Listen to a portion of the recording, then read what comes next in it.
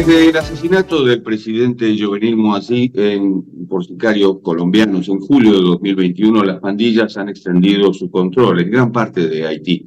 Los homicidios, los secuestros, las violaciones se han multiplicado, atemorizando a la población, desde luego. Esas bandas armadas y violentas rubricaron su poder el 29 de febrero, antes del alba.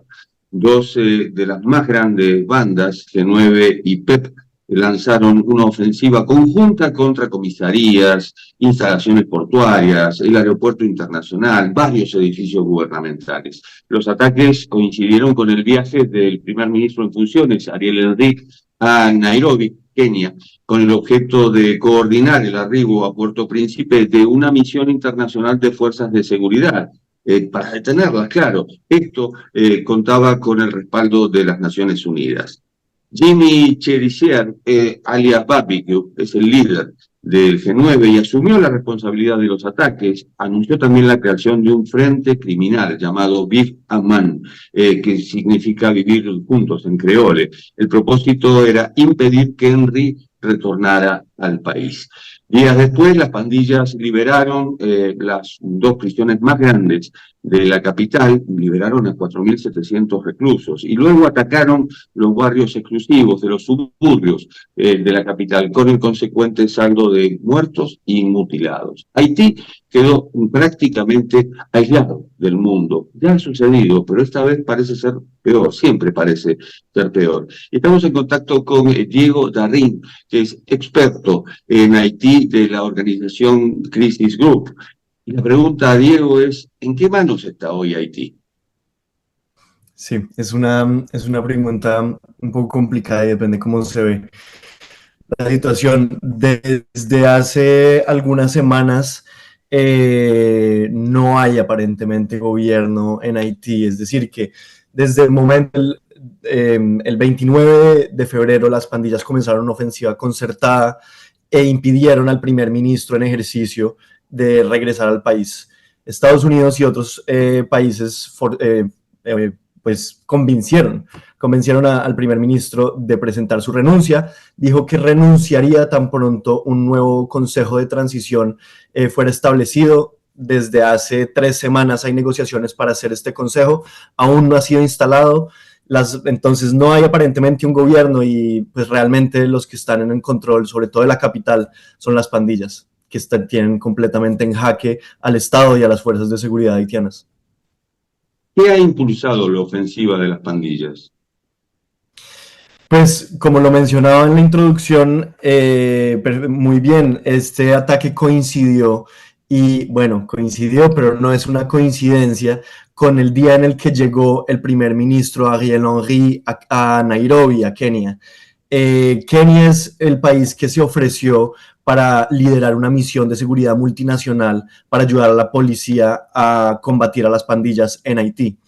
La idea de esta visita era finalizar las modalidades de despliegue de esta fuerza, y precisamente las pandillas, aunque ellos no reconocen que esto es uno de los motivos por los cuales iniciaron esta ofensiva, lo hicieron para tratar de desincentivar o sí, convencer a los países que están expresando una voluntad de mandar o de contribuir de alguna manera a esa fuerza de seguridad, de no hacerlo, ya que los enfrentamientos con las pandillas serían pues extremadamente riesgosos y complicados.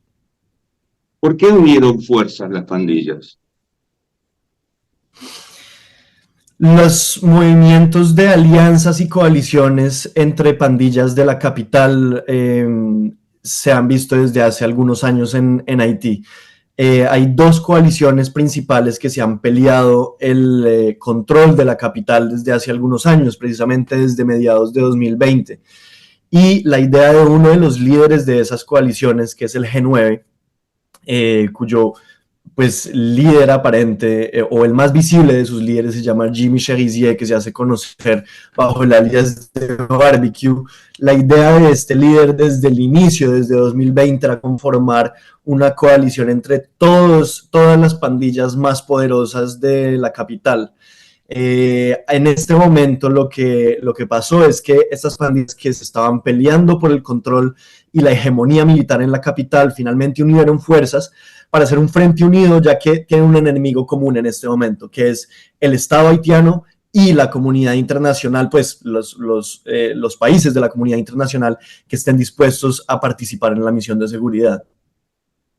Es interesante saber que Barbecue era un antiguo policía de élite en Haití. Sí, Cherizier sirvió 14 años como policía, lo cual es bastante. Él hoy en día tiene 46 años. Y durante su último periodo en la policía, él sirvió en una unidad especial de la fuerza. Es también importante saber que durante el último año, los últimos 2 años en los que él sirvió en la Policía Nacional de Haití, fue al mismo tiempo quien dirigía una de las principales pandillas del centro de Port-au-Prince, de la capital. Y muchos policías viven en un barrio controlado por las pandillas. ¿Cómo es esa convivencia? A ver, como para precisar las cifras, Haití tiene una población estimada en este momento de 12 millones de personas en todo el país, en todo el territorio. En la capital se encuentran alrededor, digamos que un tercio de la población total. La policía haitiana llegó a tener, cuando tuvo más efectivos, alrededor de 15.000 policías para cubrir todo el territorio, lo cual ya era pues unas cifras que eran realmente bajas y que no llegan, que están muy por debajo de los estándares recomendados por la ONU y otras organizaciones internacionales. Ahora la policía cuenta para cubrir todo el territorio con menos de 9.000 policías activos y muchos de ellos están aprovechando, por ejemplo, de programas de migración legal que ha establecido, por ejemplo, Estados Unidos para irse del país y pues han abandonado sus puestos. En el último mes que la situación de seguridad se ha vuelto mucho más complicada en la capital, la mayoría de los policías que se atreven a salir a las calles a patrullar son los policías que hacen parte de unidades especiales de la policía. Así que no son, o sea, hay 9.000 policías activos para todo el país y de los policías que realmente están dispuestos a salir en este momento a combatir a las pandillas en la calle, en la capital, son alrededor de 1.000 o menos de 1.000 que tienen realmente el entrenamiento, el equipo, y las armas adecuadas para enfrentar a pandillas que cada vez tienen capacidades militares más importantes. Los mismos policías en su momento se alzaron en protesta por la muerte de colegas a raíz de esta sonada de las pandillas. Sí, esto ocurrió hace aproximadamente un año, a principios de 2023. Hubo un ataque que no ocurrió en la capital, sino en el departamento que queda justo al norte de la capital, en Artibonite, donde también las pandillas están comenzando a expandir, porque están sobre todo presentes en la capital, pero están comenzando a ir a otras regiones, a establecer unidades en otras regiones. Hubo un ataque contra una comisaría en Lioncourt, en una pequeña ciudad de ahí, de ese departamento, en el que murieron 6 policías que vinieron a añadirse a otros policías muertos que habían muerto en ataques. En solo un mes habían muerto alrededor de 10 policías a inicios de 2023, y sindicatos de policía y también policías pues que no están unidos a sindicatos salieron a manifestar en varias ciudades, pero sobre todo en Puerto Príncipe, y de hecho en ese momento también bloquearon el aeropuerto, ya que el primer ministro se encontraba, no me acuerdo, en una visita internacional, y bloquearon el aeropuerto durante varias horas. El primer ministro estuvo bloqueado en el aeropuerto mientras policías vestidos de civil manifestaban de manera violenta en las calles pidiendo más apoyo del gobierno, una estrategia de seguridad nacional clara y sobre todo también más apoyo de la comunidad internacional. Henry fue nombrado 2 días antes de que Moazzi fuera asesinado, el presidente Moazzi fuera asesinado. Esto fue en julio de 2021. Iba a convocar elecciones y nunca lo hizo. Ahora dijo que iba a renunciar el 11 de marzo, después de la reunión de CARICOM. ¿Cuál es su situación? A ver, sí, él accedió al poder gracias al apoyo de la comunidad internacional, porque cuando murió pues cuando asesinaron al presidente Jovenel Moïse en julio de 2021, él no había cumplido todas las formalidades para acceder a su cargo de primer ministro. Entonces había una batalla entre varias personas que podían pretender, según diferentes disposiciones de la Constitución y de la ley, a ser el jefe de Estado de facto, pero finalmente los socios más importantes de Haití invitaron a Ariel Henry a tomar el cargo de primer ministro, a crear un gobierno y a convocar elecciones.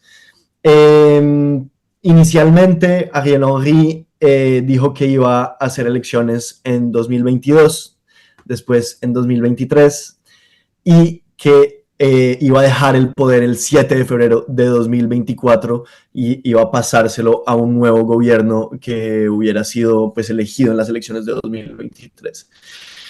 Entonces, pues ya había pasado de dos de estas promesas no cumplidas, el apoyo de la comunidad internacional estaba disminuyendo muchísimo, porque no veían que hubiera ningún avance por ejemplo, en la conformación de un consejo electoral para hacer pasos que permitieran creer que se estuviera avanzando en la organización de elecciones. Tampoco se arreglaba de ninguna manera la situación de inseguridad y pues en estas circunstancias es completamente imposible de pensar en organizar elecciones, y sobre todo lo más importante es que la coalición que él había creado para gobernar era realmente pues débil y tenía muy pocas fuerzas de políticas activas en Haití que lo apoyaban. Y en las negociaciones que la comunidad internacional le pedía que hiciera con la oposición, él no estaba dispuesto a compartir el poder. Es decir, que él quería, pues lo que mostró en las negociaciones es que no estaba dispuesto a tener mayores límites a su poder y que quería seguir siendo el único jefe de Estado y sin ningún contrapoder, porque en Haití no hay parlamento desde más o menos 2021, desde antes de la muerte de Jovenel Moïse en 2020. El poder judicial es muy disfuncional en este momento y era la única persona que tomaba decisiones en el Estado haitiano. ¿Qué poder o qué fuerza tiene la oposición justamente para presentarse en elecciones? Pues es difícil hablar de la oposición en singular en Haití. En la oposición, digamos que eran casi que todas las fuerzas que no estaban en la pequeña coalición que había creado el primer ministro Ariel Henry.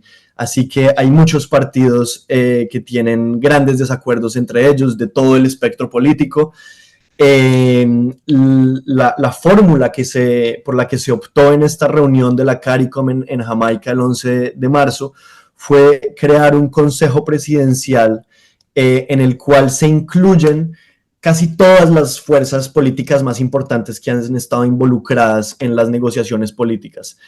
Entonces esto de alguna manera crea un esquema en el que es muy inclusivo, en el que se espera que no haya oposición, ya que casi todas las fuerzas políticas harán parte del Consejo Presidencial de Transición, pero que es un Consejo Presidencial de 7 miembros más 2 observadores, y a pesar de que las decisiones se supone que van a ser hechas por voto mayoritario, pues el hecho que hay tantas fuerzas políticas en un mismo órgano quizás va a obstaculizar la rapidez de la toma de decisiones en este nuevo gobierno. Diego, hablamos de pandillas, hablamos de violencia armada y no mencionamos la palabra narcotráfico.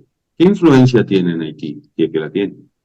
Sí, pues el rol que juega el narcotráfico en la crisis de Haití es una gran incógnita en este momento. Sabemos que hay algunas pandillas que cada vez más están comenzando a usar el tráfico de drogas y de armas, de hecho también como una fuente de ingresos para lograr independizarse de las élites que tradicionalmente han sido quienes han financiado y apoyado de diferentes maneras a las pandillas.